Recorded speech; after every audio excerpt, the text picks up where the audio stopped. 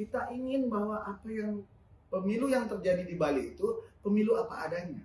Tidak ada apa-apanya di dalamnya. Kita di Bali ini menjadi center pembelajaran daripada masyarakat dunia bahwa pemilu di Bali itu memang tidak perlu ada sengketa.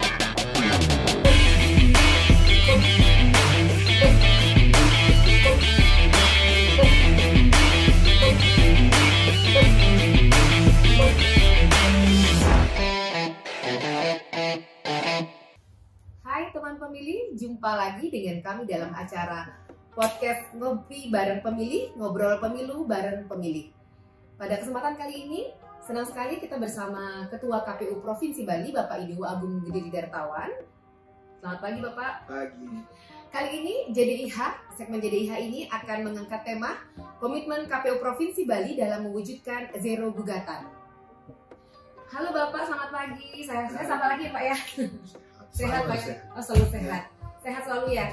Jadi saya sudah sering bersama Bapak ini dalam berbagai kegiatan ya. Jadi banyak kegiatan yang dilaksanakan oleh KPU Provinsi Bali, baik dalam skala nasional maupun dalam skala di lokal di KPU di Bali, seputaran Bali. Jadi dalam berbagai kegiatan Bapak ini sering, kita langsung aja nggak apa-apa Pak ya? Silakan aja. Nggak apa-apa ya Pak ya. Dalam berbagai kegiatan itu seringkali kami mendengar Bapak menggaungkan atau menggalakkan, menyampaikan kepada peserta maupun audiens itu bahwa KPU Provinsi Bali zero gugatan. Nah, KPU Bali zero gugatan itu seperti apa sih Pak? Bisa dijelaskan nggak kepada kami? Baik, jadi teman pemilih semua ya, ketemu lagi kita ya, sebentar lagi kita bareng terus nih karena kita akan terus melakukan inovasi-inovasi dalam rangka pemilu kita yang lebih baik. Nah, seperti kita ketahui bahwa kita di Bali ini selalu diajarkan oleh pengelimisir kita dalam rangka bagaimana kita melaksanakan demokrasi itu dengan baik. Demokrasi itu berjalan dengan baik artinya bahwa kita mampu menyelesaikan semua yang ada, minimal semua permasalahan yang ada di Provinsi Bali ini dengan orang-orang kita. Nggak perlu melibatkan orang lain, ya. Artinya semua stakeholder, ada pemilu, ada KPU, ada Bawaslu, ada Gakumdu, ya, ada pemilih, ada peserta, itu bisa kita diskusikan semua sehingga tidak jangan sampai terjadilah gugat-menggugat. Nah, tentu ini kita sampaikan kepada masyarakat dalam rangka apa? Kita ingin bahwa pemilu yang terjadi di Bali itu pemilu apa adanya. Tidak ada apa-apanya di dalamnya. Artinya semua sudah care, semua sudah tahu bahwa semua stakeholder kepemiluan itu memegang tanggung jawab dan melaksanakan kegiatan dengan baik. Ya, KPU dengan proses tahapannya, Bawaslu dengan pengawasannya, peserta dengan hak dan kewajiban peserta, dan juga pemilih sekalian dengan hak dan kewajibannya. Maka itu ini kita gaungkan, di mana kita ingin bahwa kita di Bali ini menjadi center pembelajaran daripada masyarakat dunia bahwa pemilu di Bali itu memang tidak perlu ada sengketa. Kalau semua sudah care terhadap tanggung jawab kita semua. Iya, berarti ada komitmen bersama ya. Jadi itu yang kita mau. Tidak hanya di penyelenggara saja. Ya, sehingga saya lontarkan begitu sehingga semua tahu hak dan kewajibannya masing-masing. Ya. Nah, dengan itu maka kami di penyelenggara harus siap. Siapnya apa? Kita harus transparan, ya, bisa diaudit pekerjaan kita oleh masyarakat, bisa diketahui apa-apa yang kita lakukan. Terbuka ya Pak ya? Sangat terbuka. Bahkan apapun permasalahan di pemilu sebenarnya dia tahu itu semua nggak terselesaikan jika memang betul-betul kita mau menyelesaikannya dengan baik. Tidak harus ada demo, ya, tidak harus ada laporan sengketa. Kalau semuanya sudah tahu apa yang akan terjadi, maka itu kami siapkan itu di seluruh tahapan. Ini masyarakat juga harus aware terhadap ini Pak ya? Iya, maka itu kita dari awal sosialisasi ini kita gencarkan, semua masyarakat sudah tahu, oh kalau begini KPU salah nih, kalau begini peserta pemilu yang salah nih, sehingga nanti nggak perlu lagi kalau misalnya KPU-nya sudah pertengahan jalan salah, ada rekomendasi dari Bawaslu, KPU sebenarnya begini loh, sudah, sehingga tidak muncul gugatan. Berarti masyarakat pun sendiri harus mengetahui tahapan-tahapan Ya, seperti semuanya, apa ya. Tahapan bisa diakses oleh masyarakat Semua, secara apa ya? semuanya kita akan berikan hak akses kecuali hal-hal yang tentu masih dalam proses. Salah satu misalnya DPT, ya. Ini kan selalu sering dipakai sengketa oleh orang yang kalah, oleh orang yang merasa dirugikan. Maka itu dari awal saya sampaikan DPT ini loh, silakan akses. Kita sudah buatkan bisa mengecek di peduli lindungi, ya. Kemudian setelah itu bisa melaporkan. Laporannya kemana? Kita jelaskan. Ya, lindungi hak pilihmu. Ini karena kebanyakan ke mall ini ya peduli lindungi. Lindungi hak pilihmu ini akan membuat kita, oh saya sudah terdaftar, oh belum terdaftar. Dari situ sehingga semua bisa care, masyarakat care, peserta care, ya mereka juga kita sudah ajak, ya. Baru di Bali mungkin, jadi seluruh tokoh-tokoh partai atau ketua-ketua partai ataupun LO-nya kita ajak langsung untuk ngecek pemilih. Apalagi yang kita tak buat. Jangan lagi dibilang bahwa kami diam, kami kerja. Dibuktikan oleh teman-teman dari peserta itu sendiri. Ya, sehingga nanti apapun hasilnya di pemutahiran data pemilih itu ada rekomendasi Bawaslu atau apapun dari masyarakat itu yang menyebabkan nanti data ini adalah data yang memang hasil kerja kita. Dan itu tentu kita bukan Sang Suratmo yang tahu usaha orang meninggal atau yang lain. Nah, tentu pasti ada kekurangan. Dimanapun seluruh dunia data pemilih itu nggak pernah ada yang 100% sempurna. Nah, kesempurnaan itu hanya bisa dilakukan oleh Tuhan Maha Esa, tetapi kita mau cari ke arah mau jadi sempurna. Untuk itu kalau kita sudah bersama gerujung, nggak ada lagi Bawaslu kerja sendiri, Panwas, KPU sendiri, partai sendiri, nggak ada lagi, sehingga tidak ada lagi berjilid-jilid DPT 1, 2, 3 kayak sinetron kemarin. Ya, jadi ini kita inginkan begitu selesai DPT, inilah hasil yang kita bisa perbuat terbaik untuk Bali, dan itu sudah dilakukan oleh semua. Itu salah satu upaya. Yang lain lagi misalnya, ada hal yang menarik. Kita selalu bilang ada orang yang suaranya hilang, ya. Pada saat ini terus saya dicurangi, ada jin, setan, hantu, ya. Kita semua ini adalah penakluk setan dan hantu sekarang. Artinya apa? Kita bisa terbuka, karena itu sudah berproses. Saksi sudah melihat di TPS, ya. Kemudian saksi sudah bawa, apalagi sekarang dengan e-rekam. Semua tidak mungkin berbeda antara sertifikat satu dengan yang lainnya. Sehingga itu bisa menjadi panduan bahwa tidak akan ada kecurangan di situ. Ya, kalau memang semuanya sudah dinyatakan ini, jangan sampai memang tidak dipilih, tetapi mengaku dipilih, dibilang curang dan akhirnya sengketa. Ya, selama ini kita sih selalu menang, ya, karena kita memang bekerja dengan baik. Saya sudah buktikan kemarin pada pemilu kemarin juga bahwa ada aturan pun di lapangan, ya, yang mungkin kita bisa harus selesaikan sehingga tidak menimbulkan polemik ke arah sengketa, maka diskresi kita lakukan.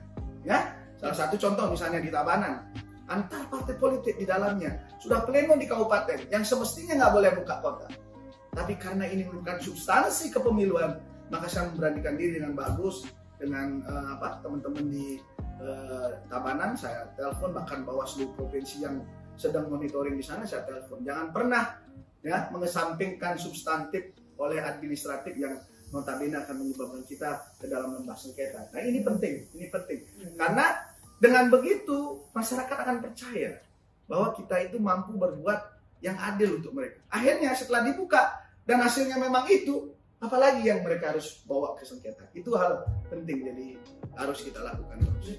Kan ada komitmen bersama Pak Iris ya, Pak ya, untuk terkait dengan hal tersebut pernah nggak terjadi multitafsir Pak antara, jadi secara teknis penyelenggaraan Pak di lapangan ada multitafsir antara aturan yang ada dengan pemahaman dari penyelenggara terhadap aturan tersebut.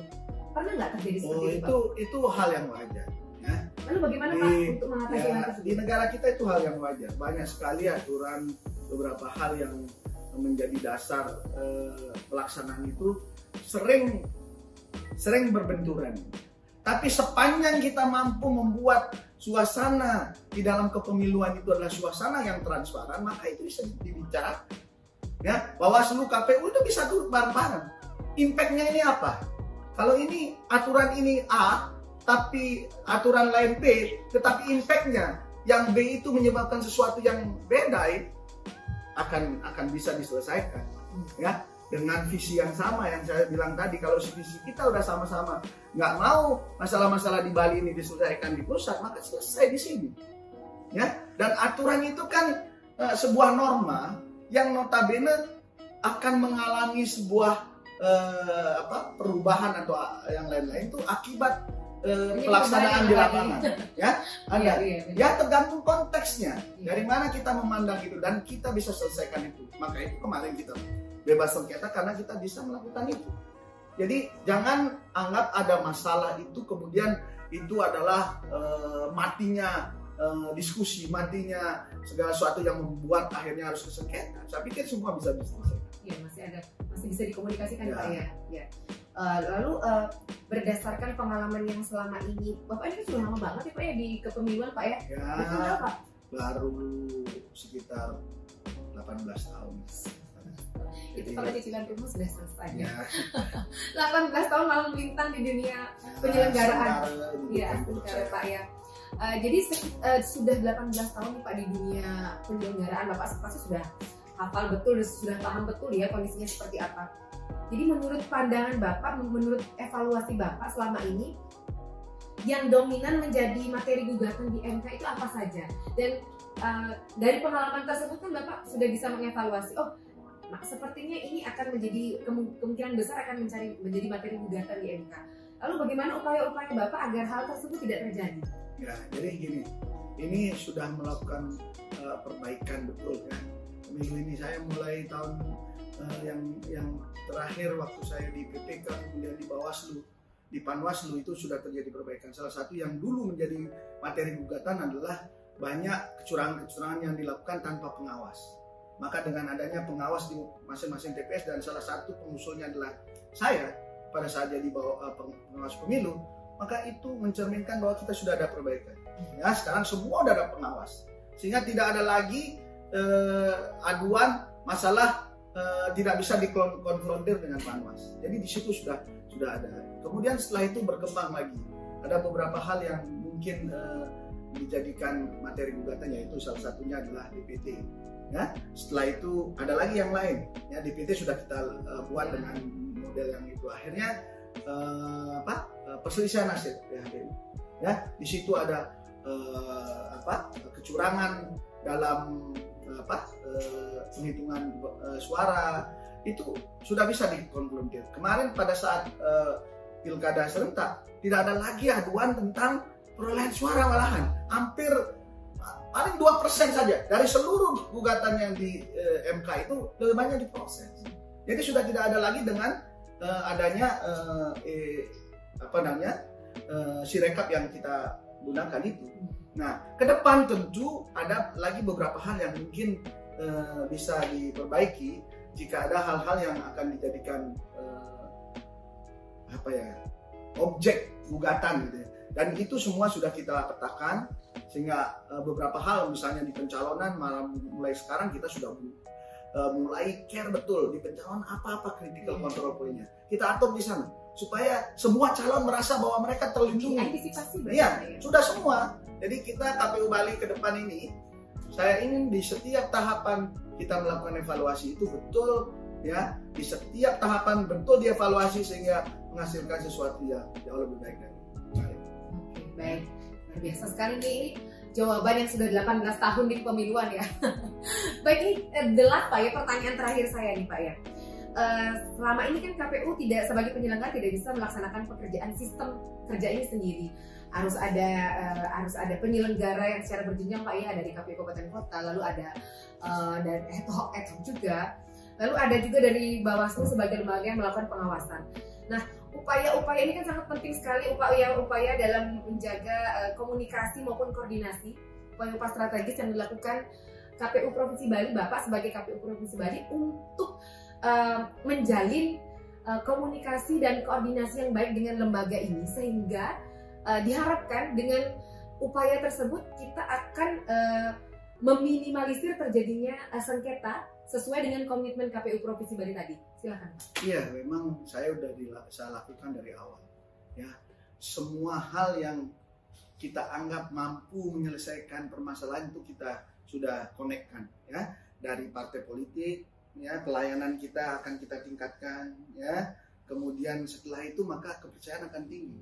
Kemudian dengan lembaga yang lain, mulai di awal saya sudah rencanakan penyusunan anggaran pun kita rencanakan dari awal, dari atas. Ya, kita dulu semua, habis itu kita undang semua stakeholder, ya, untuk pilkada semua bupati kita undang, itu dalam rangka hal itu. Jadi kita tentu tidak akan pernah sukses kalau kita tidak bersama punya mimpi atau punya cita-cita atau punya gagasan untuk membuat yang terbaik di Bali. Begitu mimpi ini saya sampaikan kepada teman-teman di provinsi, semua mendukung. Bahkan DPRD provinsi, semua sudah melakukan hal-hal yang kreatif. Salah satunya adalah bagaimana mencadangkan anggaran pilkada besok. Belum apa-apa udah, provinsi udah bilang, oke, saya cadangkan 100 miliar untuk tahun ini. Ini artinya sudah sambutan beliau-beliau ini terhadap apa yang saya pernah lakukan. Mereka sudah percaya bahwa kita memang berbuat sesuatu yang terbaik. Maka itu komunikasi itu penting. Pertemuan rutin akan kita lakukan, ya, apakah itu ngopi bareng yang sesungguhnya ataupun lewat podcast kita ajak bersama, itu akan kita lakukan. Bahkan teman-teman partai sudah mengajak, ayo giliran jadi tuan rumah yuk, ya, kita ketemu di Nasdem, kita ketemu di Demokrat, kita ketemu di PDI, kita ketemu di Golkar, dan semua partai dapat bagian misalnya 2 minggu sekali, tetapi membahas apa sih yang tidak diketahui lagi oleh masyarakat sehingga terjadi miskomunikasi. Nah, ini dengan begini saya yakin dan percaya, apalagi saya percaya masyarakat Bali nggak mau lagi kembali ke tahun 98 hancur-hancuran, ya. Yang sekarang yang saya ingin, setiap pemilihan, setiap pesta demokrasi, semua masyarakat di Bali senyum karena kita berpesta, semua merasakan kebaikan dari pesta yang ada, termasuk juga pemimpin yang terpilih nanti akan mensejahterakan masyarakat. Saya pikir itu semua yang sudah luar biasa sekali. Sudah semua pertanyaan ini sudah dijawab secara komprehensif ya dengan Ketua KPU Provinsi Bali. Saya yakin semua sudah terpuaskan pertanyaan-pertanyaan mengenai hal-hal yang berkaitan dengan komitmen KPU Provinsi dari Bali dalam mewujudkan zero gugatan. Baik teman pemilih, kita akan bertemu lagi di segmen acara JDIH berikutnya dengan tema-tema yang pastinya akan menarik buat Anda saksikan. Tapi jangan lupa tetap menjaga kesehatan Anda agar kita dapat bertemu lagi di kesempatan berikutnya. Baik, sampai ketemu lagi rekan-rekan pemilih di agenda berikutnya. Sampai bertemu, salam sehat dan bahagia selalu. Terima kasih.